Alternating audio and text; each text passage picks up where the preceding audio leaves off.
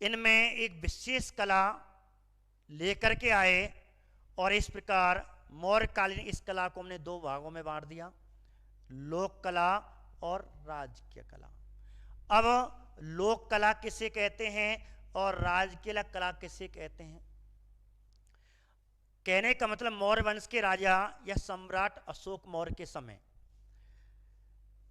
स्वतः कोई व्यक्ति या जनता, स्वतः जनता प्रेरित होकर के कि यार हमें ऐसी बर्तन बनाने चाहिए, कला आज तो कहते हैं मन ही मन में कहते हैं कि यार ऐसी कला, आज तो ये बर्तन ऐसे लग रहा है डिजाइन में ऐसे बना दूं। आप जानते हैं हमारे गांव में, हमारी भारतीय जो संस्कृति पनपती है, ग्रामीण में पनपती है, गांव में तो मिट्टी के बर्तन बनाए जाते थे, मिट्टी की डलियां बनाई जाती थी। तो जनता स्वयं प्रेरित होकर के, ठीक है, जनता स्वयं प्रेरित होकर के, रणखर पुस्तक का लेखक कौन है बस बताने वाला हूं, बस आप सुने, अभी आपको रणखर लेखक का लेखक बताएंगे। देखो स्वतः जनता, तो कहते हैं ये टॉपिक आपका चल रहा है, इसे थोड़ा सा ध्यान से देखें फिर यहां से अलग हो जाएंगे।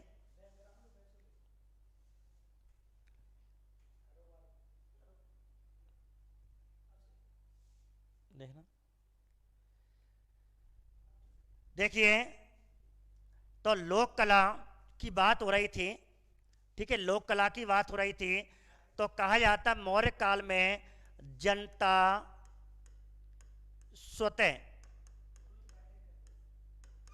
जनता स्वतः प्रेरित होकर, जनता स्वतः प्रेरित होकर, एक बात, या जो कलाकार थे,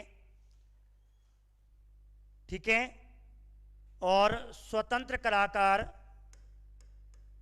ऐसे मजदूर, ऐसे कलाकार जो मिट्टी की मूर्तियां बनाना जानते थे या बर्तन बनाना जानते थे, जैसे कुम्हार, ये स्वतः कलाकार होते हैं, किसी राजा के अधीन नहीं होते हैं। Anil असुनी, Santosh Sharma ji, sir background clean नहीं आ दिख रहा, अब देखना वाइट में, हेडफोन यूज करने के बाद टेक्निकल टीम, ठीक है, देखें क्लीन नहीं दिख रहा, अब देखें वाइट में, वाइट में नहीं दिख रहा, क्या कैसे करें, जूम करें, बड़ा करें इसको,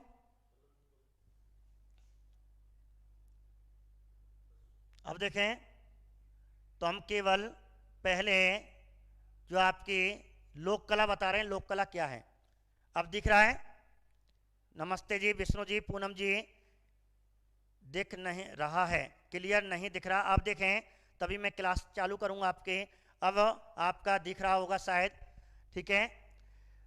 देखिए जनता स्वतः प्रेरित होकर के, जनता स्वतः प्रेरित होकर के, और यदि किसी कला का, किसी वस्तु का निर्माण करती थी उसे हम लोक कला कहते थे।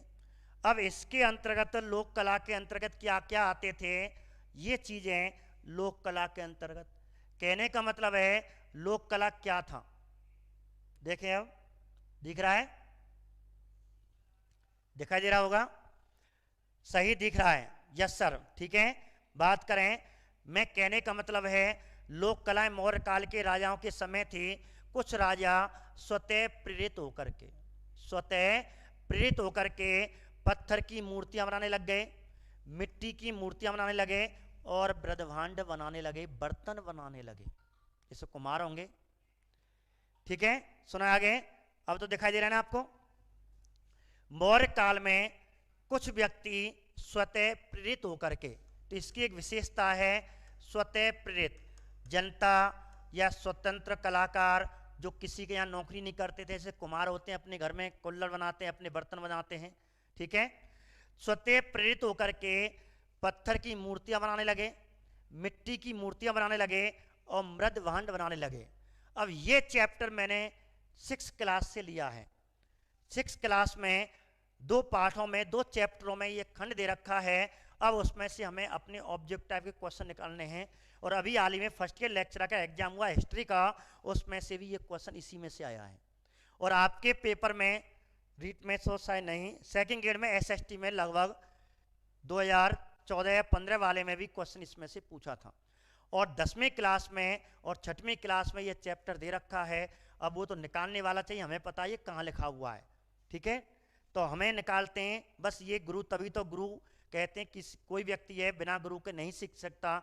तो ऐसे करके हमने ये मैटर आपको निकाला है। जो प्रश्न आता हमें मालूम है इसमें से प्रश्न आता है और अब आ सकता है रीट में, तो आपको विशेष ध्यान रखना है। तो लोक कला किसे कहते थे? मौर्य काल में जब जनता स्वतः प्रेरित होकर के स्वतंत्र कलाकारों द्वारा कुछ पत्थर की मूर्तियाँ या मिट्टी की मूर्तियाँ या बर्तन, मृदवांड कहते हैं मिट्टी के बर्तन, मृदवांडों का निर्माण करने लगे, उससे हम लोक कला कहा जाता है। एक बात। दूसरी बात, अब पत्थर की मूर्ति कौन कौन सी? अब पत्थर की मूर्ति पे आपको विशेष ध्यान देना है। ये आपका सबसे इंपॉर्टेंट टॉपिक है, क्वेश्चन आएगा तो इसमें, ठीक है। क्वेश्चन किस में से? मिट्टी की पत्थर की मूर्तियों में से प्रश्न बनेगा, ध्यान रख लो, 100% बनेगा, ठीक है। जितेंद्र कुमार सिंह, हाँ बेहतर सिंह जी, बात नहीं देखो सुनो, क्या बनेगा?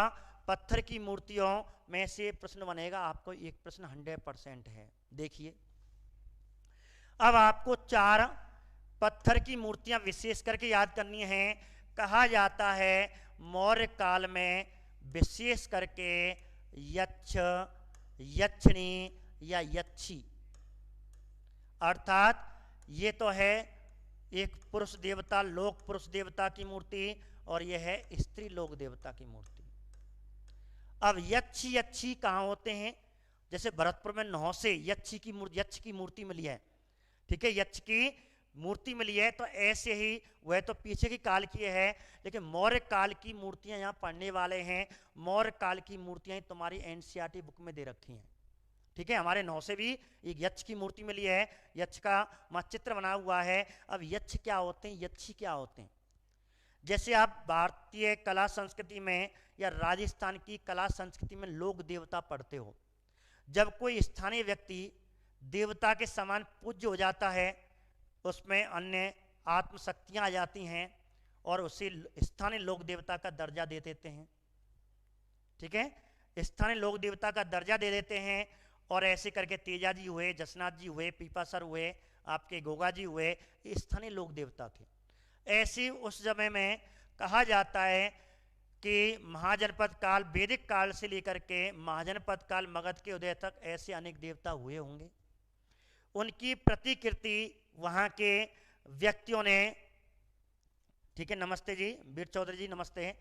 तो वहाँ के स्थानीय व्यक्तियों ने स्वतः कल्पना हुए कि यार हमारा स्थानीय लोक देवता ये है और हम इसका चित्र बना दें।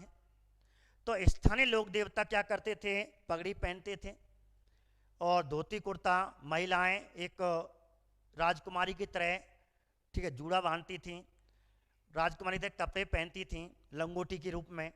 ऐसे करके उन्हें कहते हैं यक्षी यक्षी की मूर्तियाँ। अब आपको यक्षी यक्षी की मूर्तियों का निर्माण किसके शासन काल में शुरू हुआ? तो ये प्रश्न बनेगा, मौर्य काल में शुरू हुआ। कौन से काल में पंकज जी? कौन से काल में? मौर्य काल में शुरू हुआ, ठीक है। अंजू जी ध्यान रखना, बेहतर सिंह जी, उमेश जी। तो ये क्वेश्चन आता है कि यक्ष यक्षिणी की मूर्तियों का निर्माण किस काल से माना जाता है? मौर्य काल से। अब आपको यक्ष का मतलब है स्थानीय लोक देवता, अर्थात पुरुष व्यक्ति जो लोक देवता की श्रेणी में आता था उसे यक्ष कहते थे। स्थानीय कोई महिला जो लोक देवी, जो देवी के रूप में आ जाती थी उसे, अर्थात स्थानीय लोक देवी, स्थानीय लोक देवता यक्ष और यक्षी कहलाते थे, ठीक है। एक बात बाकी आपको ज़्यादा, नीलम सोगरवाल जी नमस्ते, ओम प्रकाश जी नमस्ते। तो आपको 4 मूर्तियां याद रखनी है विशेष करके। अब 4 कौन कौन सी? नंबर 1, सीधा आपको क्वेश्चन पूछेगा, एक है, कहते हैं परखम, और परखम कहाँ पे है? बहुत सी की रिश्तेदारी होगी परखम में, पड़ोस में है परखम। परखम कहाँ पे है? तो ये आपको स्थान याद रखना है। परखम है कहाँ पे? तो आपको ध्यान रखना है परखम है मथुरा में। मथुरा से एक यक्ष की मूर्ति मिली है। क्या मिली है? यक्ष की मूर्ति मिली है, अर्थात स्थानीय लोक देवता पुरुष के रूप में एक मूर्ति मिली है जो पत्थर की बनी हुई है। अब ये परखम की मूर्ति जो है बहुत ही सुंदर लोक देवता की मूर्ति है, जो आज भी मथुरा संग्रहालय में रखी हुई है, आज भी है। और कहते हैं इस यक्षी की मूर्ति को एक नाम दिया है, ठीक है, इसको ध्यान रखना, इसे एक नया नाम दिया है, इसे कहते हैं मणिभद्र। तो किस यक्ष देवता को मणिभद्र कहा जाता है? परखम से प्राप्त यक्ष की देवता को, परखम से प्राप्त यक्ष देवता को क्या कहते हैं? मणिभद्र कहते हैं। तो भारतीय कला संस्कृति में से याद कर लेना, मणिभद्र किसे कहा जाता है? परखम से प्राप्त यक्ष की मूर्ति को। एक मूर्ति याद रखनी है। दूसरी मूर्ति आपको कौन सी याद रखनी है? दूसरी है आपकी, ठीक है, परखम से प्राप्त है, एक है दीदारगंज। कौन सी? कल ऑब्जेक्टिव क्वेश्चन होंगे, इसलिए ध्यान से सुनना। दीदारगंज। अब दीदारगंज कहां पे है? ऐसे सीधे प्रश्न पूछते हैं। परखम की यक्ष की मूर्ति प्राप्त हुई है, कहां से हुई है? मथुरा से। दीदारगंज से एक प्रसिद्ध कहते हैं यक्षी की, यक्षिणी की मूर्ति, एक लोक स्थानीय लोक देवती, जो लोक देवी है, स्त्री के रूप में नारी की मूर्ति मिली है, जिससे दीदारगंज है। और दीदारगंज कहाँ पे है? पटना या पाटलिपुत्र, पटना या पाटलिपुत्र, ठीक है। वर्तमान में पाटलिपुत्र को पटना कहते हैं, बिहार की जो राजधानी है, और बिहार को प्राचीन काल में मगध कहते थे। ये आपको तो ध्यान होगा, ठीक है। हाकिम सिंह जी, नीलम सिंह जी, ओम प्रकाश जी, पंकज जी, वीर सिंह जी, ध्यान से सुनना, मैं आपसे बातें पीछे करूंगा, बढ़िया बढ़िया प्रश्न आपको बता रहा हूं। पहले दीदारगंज से, पटना से, अर्थात दीदारगंज कहाँ पे? पटना से। पटना के इस कस्बे में एक किसकी मूर्ति मिली है? और यक्षी की मूर्ति मिली है, अर्थात स्त्री नारी की मूर्ति मिली है, जो लोक देवी के रूप में है। और इस लोक देवी को क्या कहा गया है? ठीक है, इसे भारतीय इतिहास में किस नाम से चर्चित है? तो चवर या चावर, चावर धरणी की स्त्री की मूर्ति। यह 6वीं क्लास में बिल्कुल ऐसे लाइन लिखी हुई है, आपकी एनसीईआरटी बुक 6वीं क्लास में सीधा क्वेश्चन लिखा हुआ है। क्वेश्चन क्या है? सीधी सी लाइन है आपकी, ठीक है। और चावर धरणी स्त्री की मूर्ति। तो चावर धरणी स्त्री की मूर्ति कहाँ से प्राप्त हुई है? दीदारगंज से प्राप्त हुई है। दीदारगंज कहाँ पे है? पटना पे। किसकी मूर्ति? एक यक्षी की, एक महिला के रूप में यक्षी की मूर्ति प्राप्त हुई है, ठीक है। सीधा पूछेंगे कहाँ से हुई है?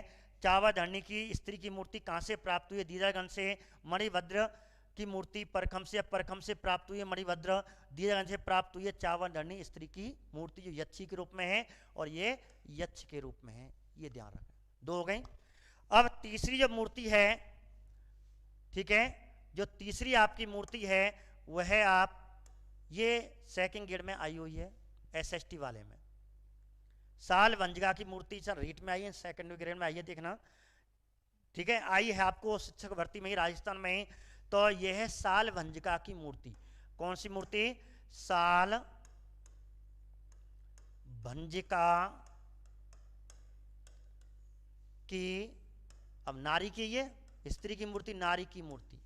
पेपर में साल वंजिका की मूर्ति आई थी कि साल वंजिका की मूर्ति कहाँ से प्राप्त हुई, नारी शब्द नहीं था उसमें। तो साल वंजिका की मूर्ति कहाँ से प्राप्त हुई है? तो ये क्वेश्चन आया था। और जो वर्तमान में चर्चित है, ऐतिहासिक है, वह कहाँ से प्राप्त हुई है? कपिलवस्तु लुम्बिनी गांव से, जहाँ अशोक मौर्य यात्रा करने गया और वहाँ धार्मिक कर समाप्त कर दिया, कुछ बुराई कर में कमी कर दी। तो लुम्बिनी ग्राम, और लुम्बिनी ग्राम क्या पे है? नेपाल। कपिलवस्तु, ठीक है। तो कपिलवस्तु जिले में है वहाँ पे। तो कपिलवस्तु से, तो कपिलवस्तु के लुम्बिनी ग्राम से साल वंजिका की मूर्ति मिली है।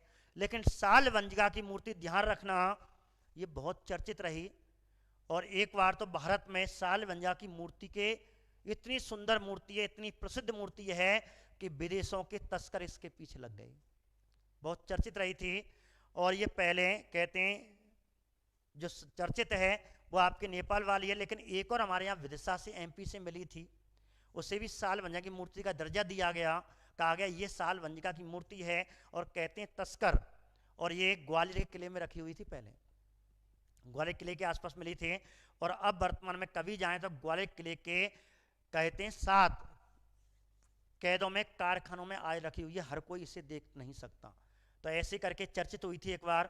अब लेकिन आपको जो चर्चित आए, साल वंजाई मूर्ति का दर्जा दिया गया ग्वालियर वाली मूर्ति को, ठीक है, वहां मिल जाती है उसी की जैसी प्रतिकृति।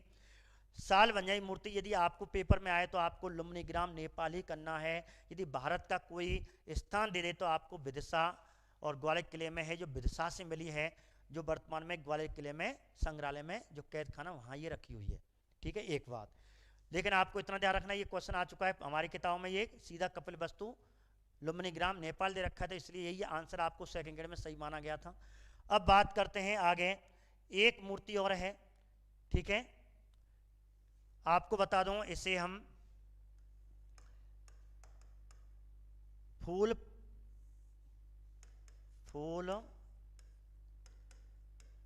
पत्तियों को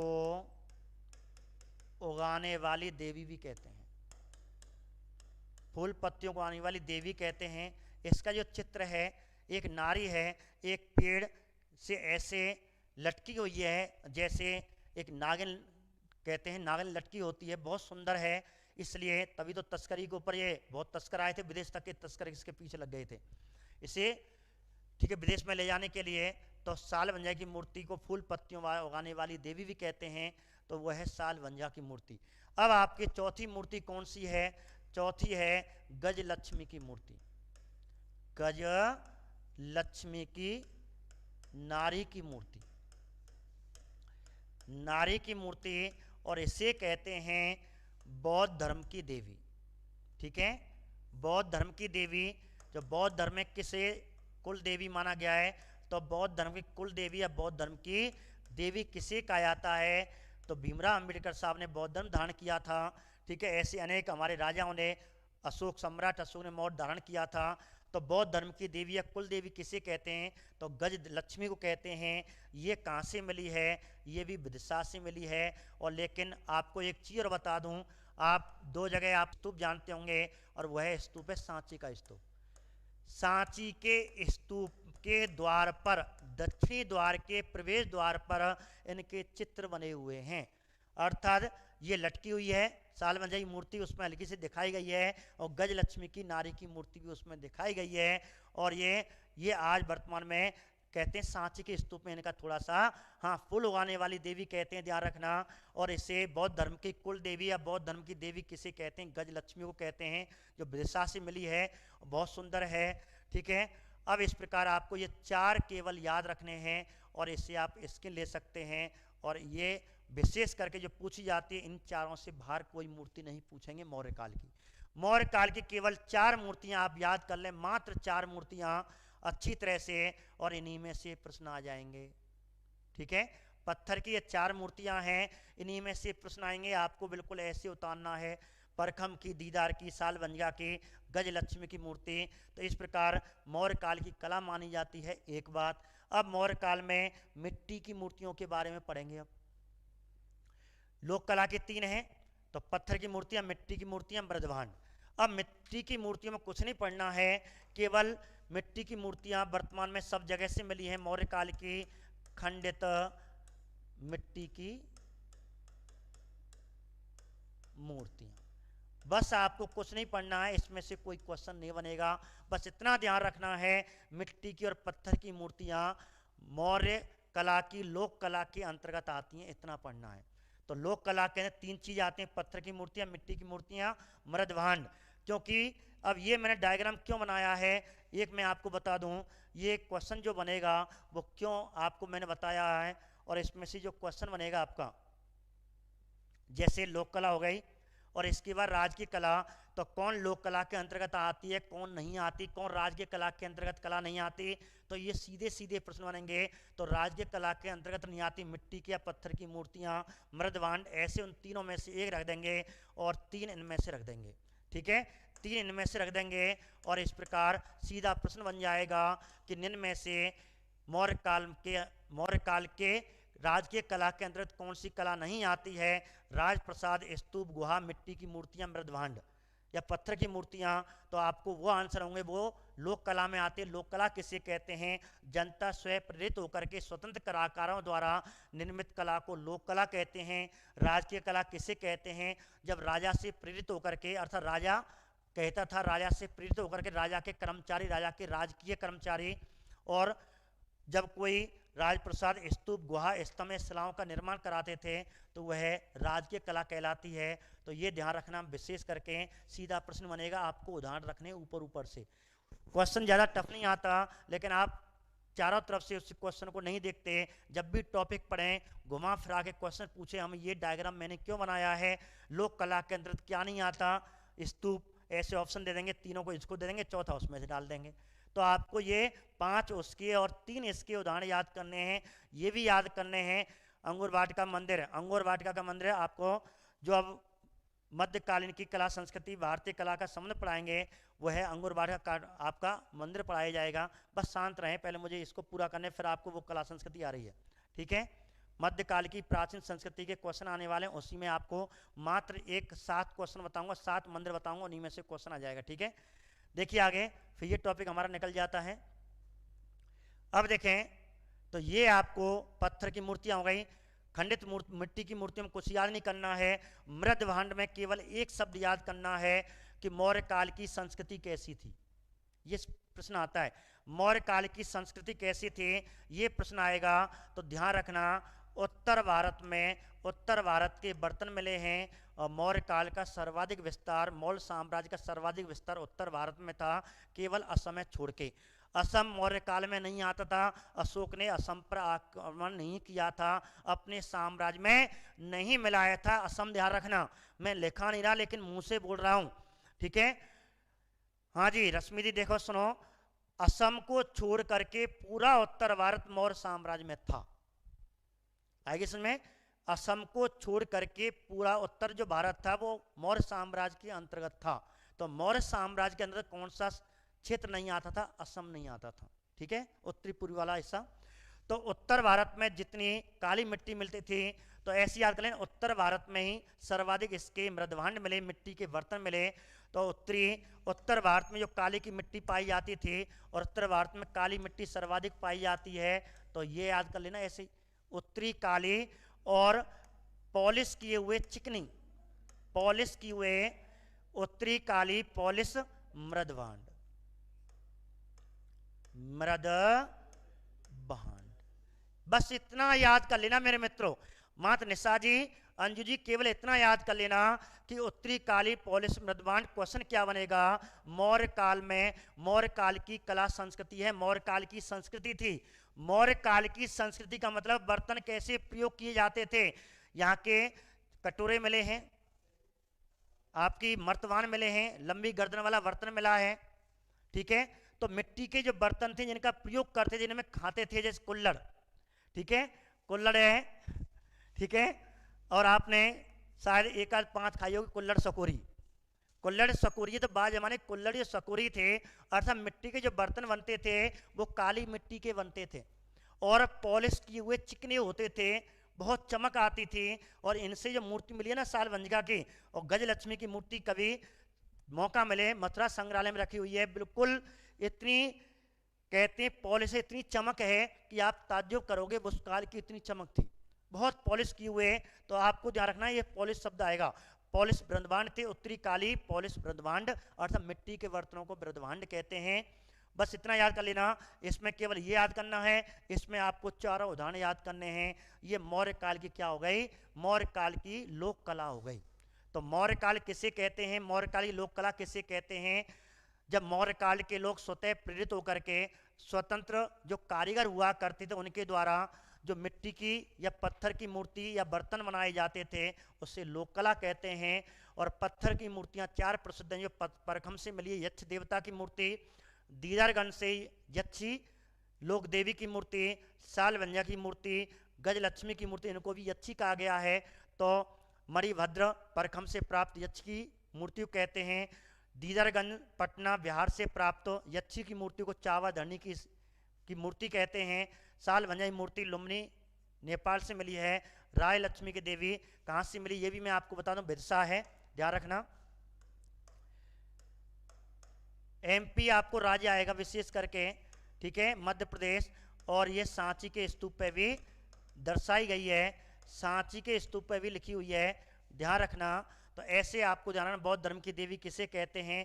फूल पत्तियों वाली साग सब्जी की शाकंभरी, साग सब्जियों वाली देवी शाकंभरी सावर में है, जयपुर में साग सब्जियों वाली देवी शाकंभरी सावर में है।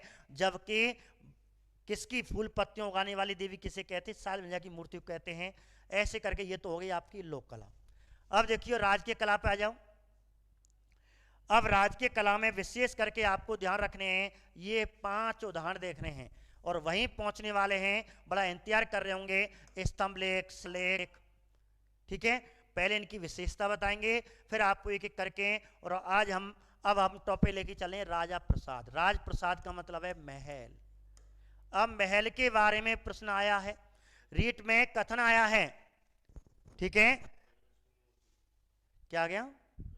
गजलक्ष्मी की मूर्ति आपको विदिशा मध्य प्रदेश या सांची के स्तूप कहते हैं। सांची का स्तूप विदिशा से 45 किलोमीटर दूर है, इसलिए कुछ इतिहासकारों ने इसे विदिशा के पास कर दिया, तो वह विदिशा में, ठीक है, तो वो विदिशा में ना होकर के सांची में है। तो विदिशा से 45 किलोमीटर तो सांची गांव है, और वहां से सांची के स्तूप पे गजलक्ष्मी की देवी मिली है, जिसे बौद्ध धर्म की देवी कहते हैं, कुल देवी कहते हैं गजलक्ष्मी की देवी को, ठीक है। अब आपको याद करना है, राजकीय कला के अंतर्गत महल आते हैं, स्तूप आता है, अमर सांची का स्तूप, सारनाथ का स्तूप, भरूच का स्तूप, पपरवा का स्तूप, अमरावती का स्तूप, जो पेपर में पूछे जाते हैं। काले का स्तूप वो आपको यहाँ कराए जाएंगे, सभी कराए जाएंगे। स्तूप में गुहा, कितनी गुहाओं का निर्माण कराया, कर्ण, चौपारा, सुदामा, लोमस ऋषि गुफा, उनके अवलेख कराए जाएंगे। यहाँ स्तंभ कराए जाएंगे, सारनाथ का स्तंभ है, रोमनदेही का स्तंभ है, कौशाम्बी का स्तंभ है। वीडियो रुक गई, कोई बात नहीं रुकी। और शिलालेख में आपके अशोक के 14 शिलालेख कराए जाएंगे। कौन से शिलालेख में? कलिंग युद्ध का उल्लेख है, ये भी आपको यहाँ बताई जाएंगे। तो इस प्रकार ये याद कर लेना। तो राजप्रसाद पढ़ेंगे आज हम केवल, बहुत बड़ा टॉपिक है राजप्रसाद। और राजप्रसाद में से रीट में प्रश्न आया है, कथन पूछा है, कथन क्या? अशोक के लकड़ी के महल मानव द्वारा निर्मित ना होकर के देवताओं द्वारा बनाए गए हैं, ये कथन पूछा है, ये कथन पेपर में आया है, ठीक है। तो ये कथन किसका था? फायन का था। और गुप्त काल में से ये प्रश्न दिया था अंजू जी, रमेश जी, उमेश जी, राहुल जी, अंजू जी, रमेश जी, पूनम जी, सरिता जी, रोतेश जी, ध्यान रखना, सरोज जी, जितने भी मेरे मित्र जुड़े हुए हैं। एक बात, अब क्वेश्चन आपको बात करते हैं, और कल जब मैं आपको इनके क्वेश्चन पूछूंगा तो आराम से आपको ये टॉपिक क्लियर हो जाएगा, ध्यान से सुनो। तो राजप्रसाद में क्या पढ़ेंगे हम? केवल महल, अर्थात मौर्य काल के महल पढ़ने हैं, या मौर्य काल के नगर के बारे में पूछ ले। नगर या महल किसके अंतर्गत आते हैं? राजकीय कला के अंतर्गत आते हैं, राजा से प्रेरित होकर के। अच्छा, राजा कहता था, उनकी कहते हैं तनख्वाह देता था, और लाला मूर्ति बनाओ, महल बनाओ, नगर बनाओ, ये बनाओ। तो मूर्ति तो आपके लोक कला में है, तो लोक कला में मूर्ति कला लोक कला में है, इसमें नहीं मानी जाती, ध्यान रखना। महल नगर आपकी इस राजकीय कला में है। अब बात करते हैं मौर्य काल के प्रसिद्ध नगर की। मौर्य काल का जो प्रसिद्ध नगर था वह कौन था? आपको याद करना, मौर्य काल का जो प्रसिद्ध नगर है, जिसका उल्लेख सभी यूनानी दार्शनिकों ने किया है, यूनानी विद्वानों ने किया है, ठीक है, विदेशी यात्रियों ने किया है, विदेशी विद्वानों ने किया है। तो ध्यान रखना, वह है पाटलिपुत्र। तो पाटलिपुत्र नगर और इसके महलों का उल्लेख सबसे पहले कहाँ मिलता है? तो सीधा प्रश्न आता है, मौर्यकालीन नगरों का उल्लेख सबसे पहले किसने किया? सीधा प्रश्न है राहुल जी, रश्मि जी, मौर्य काल के नगरों अथवा महलों का सर्वप्रथम उल्लेख किसने किया? अब ये क्वेश्चन आपको मिलेगा। तो मौर्य काल की नगरीय व्यवस्था, मौर्य काल की नगरीय व्यवस्था, ठीक है राहुल जी सुने, मौर्य काल की साग सब्जियों वाली देवी शायद अलवर में है, सकराएं वो भी आपकी है, लेकिन हम बात कर रहे हैं इसकी, ठीक है, साग सब्जी सालवंजा की मूर्ति राजस्थान में है, रश्मि सोलंकी पाटलिपुत्र है। तो पाटलिपुत्र नगर अर्थात सर्वप्रथम मौर्य काल के नगरों का उल्लेख किसने किया? तो ये आपको विद्वान देगा 4 पेपर में, मौर्य काल के नगरों का सबसे पहले उल्लेख किसने किया था। तो 4 विद्वान देगा तो आपको याद क्या करना है और क्या सही करना है, आपको मेगास्थनीज करना है। तो नगरीय प्रशासन के बारे में मैं काफ़ी क्वेश्चन करा चुका हूँ। मौर्य काल के नगरीय प्रशासन के बारे में कौन सबसे पहले उल्लेख करता है, मेगास्थनीज करता है। मेगास्थनीज की पुस्तक कौन थी, इंडिका। तो इंडिका में सबसे पहले पाटलिपुत्र के बारे में कहा गया है और पाटलिपुत्र के बारे में मेगास्थनीज ने कौन सा नाम दिया था, पॉलीब्रोथा। तो पॉलीब्रोथा पाटलिपुत्र को किसने कहा था, मेगास्थनीज ने कहा है। अर्थात मेगास्थनीज ने इंडिका में पाटलिपुत्र को पॉलीब्रोथा कहा है और सबसे पहले उल्लेख इसी ने किया है। एक बात। अब बात करते हैं, हम कला संस्कृति पहुंच रहे हैं, आगे बढ़ते हैं कि ठीक है पाटलिपुत्र पहुंच गए और पाटलिपुत्र मौर्य काल के सबसे प्रसिद्ध नगर या इसके महल माने जाते हैं। अब इनके अवशेष कहां से मिले, कैसे मान लें कि मौर्य काल में पाटलिपुत्र सबसे प्रसिद्ध नगर था, सबसे विकसित नगर था, इसके अवशेष कहां से मिले। तो ध्यान रखना, पाटलिपुत्र अर्थात पटना के पास, पटना के 2 शहर या 2 कस्बे कह सकते हैं, वर्तमान शहर तो नहीं कस्बे हैं, प्राचीन काल में वो गांव थे, अब तो कस्बा के रूप में। तो पाटलिपुत्र के छोटी से 2 कस्बा या नगर या गांव, एक था कुंभहार, ठीक है, एक कौन सा है, और एक है बुलंदीबाग। तो ये आपको 2 ध्यान रखने हैं, बुलंदीबाग। कौन कौन से, कुंभहार, बुलंदीबाग, पटना के पास 2 विकसित गांव या नगर मिले हैं, छोटे से कस्बे मिले हैं, और इन दोनों का संबंध किससे लगाया जाता है, कहते हैं यही पाटलिपुत्र था। अब अवशेष हैं, खंडर है, ठीक है, ध्यान से सुनना। अब ये इस समय एक खंडर हैं, लेकिन कहते हैं अब बहुत से नहीं बता पाए कि यार वैसे कोई प्राचीन घर होगा, प्राचीन गांव होगा, लेकिन एक विद्वान हुए और उस विद्वान का नाम आपको याद रखना है। वह विद्वान जिसने इन दोनों गांव की पहचान, इन दोनों पे सबसे पहले पहचान और इन दोनों पे सबसे पहले प्रकाश डालने वाला कौन सा विद्वान था, उस विद्वान ने कहा कि ये जो दोनों गांव हैं, ये दोनों गांव हैं, इन दोनों के गांव के आसपास का क्षेत्र अर्थात इसी पे किसी समय अशोक के महल थे, अशोक का शहर था, अशोक की पाटलिपुत्र राजधानी थी। इन दोनों गांव के आसपास का क्षेत्र पाटलिपुत्र बताया। और वह व्यक्ति कौन है, तो आपको ध्यान रखना, स्पूनर। ये प्रश्न आता है, प्रश्न आता है कुंभहार का संबंध किस नगर से माना जाता है, बुलंदीबाग का संबंध किससे माना जाता है, या पाटलिपुत्र का प्राचीन नाम क्या था, कुंभहार, पाटलिपुत्र का प्राचीन नाम क्या था, कुंभहार। और कहते हैं यहाँ से प्रसिद्ध, यहाँ के महला राज प्रसाद मिले, कहते हैं 80 खंभे टूटे हुए थे, और इस पे जब खोजबीन की गई स्पिनर ने, तो कहते हैं 80 खंभों पे एक महल मिला है। यहाँ ऐसे बुलंदीबाग से कहते हैं एक परकोटा मिला है, अर्थात चारों तरफ दीवार गिरी हुई है, परकोटा मिला है। इनको मिला करके राजप्रसाद बीच में था, परकोटा चारों ओर था, और कहते हैं यही पाटलिपुत्र था। और ये सबसे पहले प्रमाणित किसने किया है, स्पुनर ने किया है। किसने किया है, स्पुनर ने किया है। बस इतना ध्यान रखना, सबसे पहले नगर का उल्लेख किसने किया है, सबसे पहले नगर का उल्लेख मेगास्थनीज ने किया है। पाटलिपुत्र की तुलना कुंभहार या बुलंदीबाग की तुलना पाटलिपुत्र से की जाती है। पाटलिपुत्र की तुलना इन दोनों को अवशेष के रूप में पाटलिपुत्र के रूप में देखने की पहचान सबसे पहले प्रमाणित करने वाला विद्वान कौन था, प्रमाणित करने वाला विद्वान कौन था, स्पुनर था। ये ध्यान रखें एक बात। अब कहते हैं स्पुनर ने इंडिका का अध्ययन किया, अनेक किताबों को, वर्तमान मूल रूप से इंडिका तो है नहीं है, अन्य व्यक्तियों ने इंडिका मूल रूप से इस समय नहीं है, लेकिन अन्य उस समय विद्वानों ने क्या किया था, और इसे इंडिका को सुन करके, और उसकी इंडिका अपनी पुस्तक में इसने भी लिखी है, इंडिका का उसमें उल्लेख है। अब कहते हैं इसने उसमें उल्लेख किया। अब कहा जाता है इसके बारे में कि भाई नगर कैसे थे। अब नगर कैसे थे, तो यहाँ मैंने आपको टॉपिक लिख दिए, ध्यान रखना। ऐसे ही आपको अपनी होमवर्क की कॉपी में आपको ऐसे उतारना है, नोटबुक में।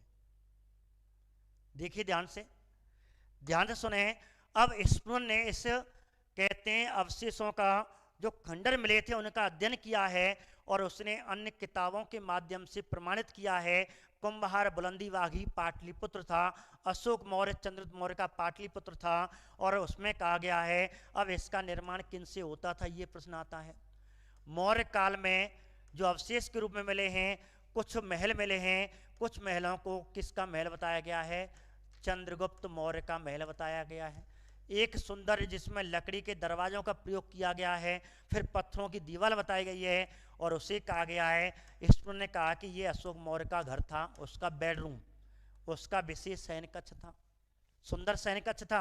आकाश जी, सरता जी, ध्यान से सुनना और ध्यान रखना, ये सीधा आता है। अब चंद्रगुप्त महल के महलों को, ठीक है, महल जो थे उनको मुख्यतः किसका बताया गया है, उसका मुख्यतः पहले मुख्यतः किसके बने होते थे, ठीक है, मिट्टी के बने होते थे, लकड़ी के बने होते थे, तो मुख्यतः लकड़ी के पाए जाते हैं सर्वाधिक।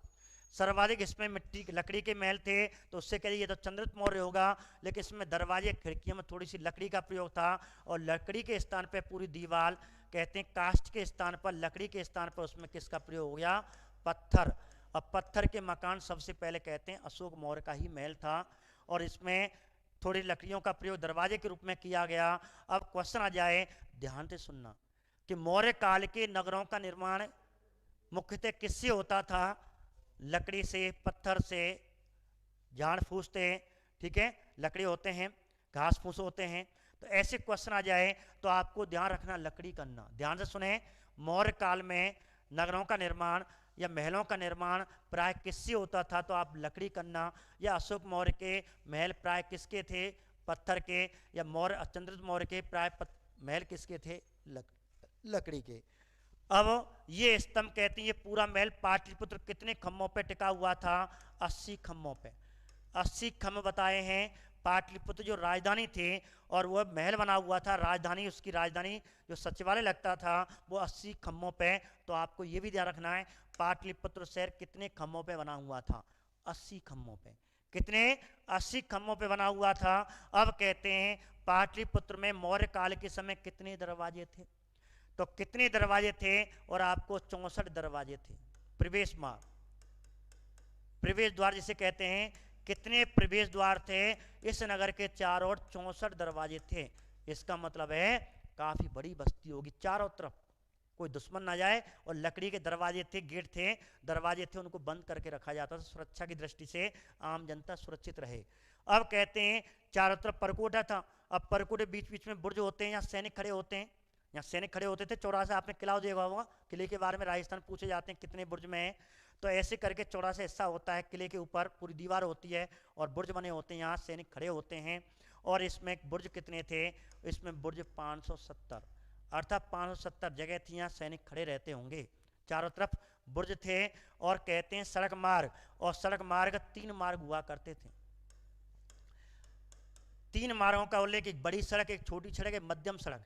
मध्यम सड़क कहते हैं यहाँ से विशेष करके राजा का रथ निकलता था, छोटी सड़क में गांव के व्यक्ति निकलते थे, मध्य में पूरी सेना निकलती थी। 3 सड़क मार्ग थे। और इसमें अशोक ने और एक घोषणा भी कर रखी थी, यदि सड़क में कोई क्या फैलाएगा, कीचड़ फैलाएगा, अर्थात नालियों में पानी जाना चाहिए ना, पानी फैल लो वैसे, कीचड़, ठीक है, कीचड़ फैलाएगा, सड़क पे कोई कीचड़ फैलाएगा, कीचड़ से गंदा रास्ता करेगा और सड़क को गंदा करेगा, उससे जुर्माना लिया जाएगा। उस जुर्माने को क्या कहा जाता था, ये क्वेश्चन आपको फर्स्ट यूनिट में पूछा गया है, ठीक है। ये क्वेश्चन आपको आया है मौर्य काल में पंकोदक सन्निरोध क्या था। मौर्य काल में पंकोदक सन्निरोध क्या था, सड़क मार्ग पर कीचड़ फैलाने के बदले जुर्माना, एक जुर्माना था, काय पे टैक्स लगता था। यदि कोई गंदी सड़क करेगा, इसका मतलब सड़क स्वच्छ विजय अभियान, मोदी जी को स्वच्छ विजय अभियान, तो पहले कौन है स्वच्छ विजय अभियान चला दियो, तो सबसे पहले स्वच्छ विजय अभियान जो मान लो अशोक मौर्य ने चलाया था कि सड़क साफ रहनी चाहिए। क्योंकि सड़कों के बीच में कहा जाए डस्टबिन, जो सिंधु सभ्यता के समय थे यहाँ भी डस्टबिन थे, कूड़ा पात्र था, और बीच में कहते हैं जगह जगह कुआं थे, और कुआं कैसे थे, घेरदार, मंडप युक्त। घेरदार का मतलब है सांची कभी जाएं, सांची में एक कुआं बना हुआ है ऐसा ही। कपूर चंद कुशवाहा जी देखना, कभी आपको सांची का मौका मिले, सांची जो स्तूप है उसके खैरे हाथ की तरफ एक ऊंचा सा चारों तरफ कुआं बना हुआ है। भाई हम अजमेर दरगाह जाते हैं, उसमें तो कूप जो है वो नीचे है, जैसे गड़ासा होता है ऐसे गड़ासा है। तो एक कूप है और ये बिल्कुल मटका की तरह बना हुआ घेरदार। तो घेरदार मंडल कूपों का निर्माण किस काल में हुआ? तो ये शायद इसी साल, ये भी क्वेश्चन आपको मुझे लगता है ये पेपर, ये भी आरपीएससी ने अभी हाल ही में पूछा, ये भी क्वेश्चन पूछा है। तो ऐसे क्वेश्चन आते हैं। तो विशेष करके मेरे मित्रों मौर्य काल के इनकी विशेषता पूछना और सीधा क्वेश्चन पूछा जाता है। तो आपको क्या याद करना, मैंने ये क्यों पढ़ाया, ये टॉपिक पढ़ाने का क्या उद्देश्य था, अभी तो रह गया 5 मिनट, अभी तो क्वेश्चन बताऊंगा। इसमें कथन आने वाले हैं 3 नगरों के बारे में। तो पाटलिपुत्र का जो नगर थे प्राय लकड़ी के बने होते थे। यदि चंद्रगुप्त के नगर पूछे तो आपको लकड़ी का करना है। अशोक के लकड़ी के साथ साथ पत्थर का अलग कर दे तो पत्थर के बने होते थे। और कहते हैं पाटलिपुत्र का जो दुर्ग था या महल था वो 80 खम्भों पर टिका हुआ था। उसमें पूरे नगर में 64 दरवाजे थे, प्रवेश द्वार, व्यक्ति आते जाते रहते थे। और इसमें 570 बुर्ज थे और सड़कें 3 हुआ करती थी, छोटी सड़क, बड़ी सड़क और मध्यम सड़क। और यदि सड़क पे कोई कीचड़ फैला देता उससे एक जुर्माना लिया जाता था, जिसे पंकोदक सन्निरोधे कहते थे। क्या कहते थे? ठीक है, ये ध्यान रखना। और घेरदार मंडप, घेरदार कूप वाले मंडप पर कुआं हुआ करते थे। घेरदार मंडप वाले कुएं का प्रयोग सबसे पहले किस काल में हुआ? तो घेरदार मंडप कूप वाले कुओं का प्रयोग सबसे पहले किस काल में हुआ? मौर्य काल में हुआ। एक बात ध्यान रख लेना, सबसे पहले चिकित्सालय खुलवाए गए, इन्हीं शहरों में चिकित्सालय खुलवाए गए। भारत में सबसे पहले चिकित्सा औषधि विभाग सबसे पहले किसने खोला था? एक और बता दूं, मौर्य काल में सबसे पहले जन्म मृत्यु प्रमाण, जन्म मृत्यु का विभाग, डिपार्टमेंट, जन्म मृत्यु का रजिस्ट्रेशन होता था, मौर्य काल में होता था। तो मौर्य काल में जन्म मृत्यु का रजिस्ट्रेशन, ये आपका टेट में आया था, ये मुझे याद है। जन्म मृत्यु का पंजीकरण सबसे पहले किस काल में होता था? मौर्य काल में। सबसे पहले चिकित्सालयों का निर्माण सबसे पहले किस काल में? मौर्य काल में। सबसे पहले घेरदार मंडप कूपों का निर्माण मौर्य काल में। और इस प्रकार कहते हैं सड़क पर कोई गंदा ना फैलाए उस पर जुर्माना लगाने वाला पहला हिंदुस्तान का राजा सम्राट अशोक मौर्य। तो ऐसे प्रश्न आते हैं, ये मौर्य काल के प्रश्न हैं। अब मौर्य काल के नगरों के बारे में 3 प्रसिद्ध कथन जो तुम्हारे बहुत काम के हैं। मेरे मित्रों कथनों को ध्यान से सुने। अब क्वेश्चन कैसे आया था, रीट में कैसे आता है? रीट का ये क्वेश्चन तो आपको आ चुका है, ये वाला, ठीक है। अब पेपर में कैसे पूछेगा, ठीक है। एग्जाम का नहीं पता चल रहा, कोई बात नहीं, एग्जाम है, आप तो तैयारी कीजिए। सिलेक्शन के लिए तो तैयारी कर रहे हो, मैंने कह दिया आपको तैयारी करनी है रैंक 110, 100 में, वो भी 10वीं रैंक तक। 100 में तो आपको आना ही पड़ेगा, 100 तक की कम से कम आपने सोच लिया मेरी 100 रैंक के अंदर में आना चाहिए, 100 के अंतर्गत आप में आने चाहिए, उसकी तैयारी कीजिए आप कि मुझे 100 में आना है या टॉप 10 में आना है या 100 में आना है। अपनी कैटेगरी, मुझे अपनी कैटेगरी के अंदर मुझे 10 में आना है। और पूरी जनरल की बात करें और मुझे 100वीं रैंक लेके आनी, 100वीं रैंक तक लास्ट, और अपनी कैटेगरी में 10वीं रैंक। इस हिसाब से आप तैयारी करें। और ये कथन 3 हैं। ये कथन, ये सीधा कथन पूछता है, यह गंगा सोन नदी के संगम पर, यह गंगा सोन नदी के संगम पर विशाल प्राचीन से घिरा हुआ खूबसूरत नगर, जिसके चारों ओर गहरी खाई बनी हुई है, जिसमें 64 द्वार हैं, 570 बुर्ज हैं। यह नगर, यह प्राचीन किस नगर के बारे में कहा गया है? यह कथन प्राचीन भारत के किस नगर के बारे में कहा गया है? सीधा पूछेगा तो ये किस नगर के बारे में कहा गया है? तो ध्यान रखना, पाटलिपुत्र के बारे में कहा गया है ये क्वेश्चन। अब कहने वाला कौन है, किसका कथन है, किसका कथन है? तो ध्यान रखना, मैंने आपको अभी बताया था सबसे पहले वर्णन किसने किया था? मेगस्थनीय ने।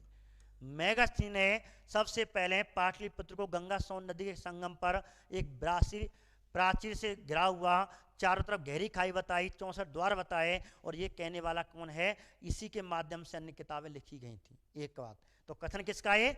मेगस्थनी का। यह शहर किसके बारे में है? पाटलिपुत्र के बारे में। अब ये कथन आ जाओ, इसके अर्थात नगर की बात, इसके राजा प्रसाद, इस नगर के राजा प्रसाद शान शौकत का मुकाबला ना तो सूसा और ना ही एक वतना के राजमहल कर सकते हैं। अब एक वतना के राजमहल कहां पे हैं? एक सूसा के राजमहल कहां पे हैं? ध्यान रखना, ईरान, ईरान के महल हैं ये। ईरान के बहुत सुंदर, प्राचीन काल में ईरान की जो राजधानी थी, ईरान की राजधानी जो नगर थे बहुत ही सुंदर थे। और उस काल में कहते हैं एक व्यक्ति हुआ और उस व्यक्ति ने कहा कि पाटलिपुत्र जो महर हैं उनकी शानो शौकत वीआईपी, क्यों कहते हैं चंद्रगुप्त मौर्य की जो अंगरक्षक महिलाएं थीं, पुरुष नहीं थे, अर्थात बॉडीगार्ड कौन रखता था, महिलाएं रखता था। बहुत सुंदर महल था, तो शानो शौकत में यहाँ का राजा रहता था। ऐसा तो ईरान का राजा के महल में नहीं है। तो ये कथन ये किस नगर के बारे में कहा गया है, ये पाटलिपुत्र नगर के बारे में कहा गया है एक बात। और ये कथन किसका है, ये एरियन का है। कहते हैं इसी ने कहा जाता है इंडिका पुस्तक के माध्यम से, अन्य पुस्तक के माध्यम से, और इसने एक किताब लिखी है और उसका नाम है, इतिहासकार का नाम है एरियन, अलेक्जेंडर पे किताब लिखी है, ठीक है। तो एरियन ने, ये एरियन का कथन है। अब क्या आने के चांस ऊपर हाई और बढ़ती हमारे फर्स्ट ईयर सेकंड के लिए दिए है, लेकिन आपके रीड के लिए ये वाला और ये वाला कथन है, ध्यान रखना।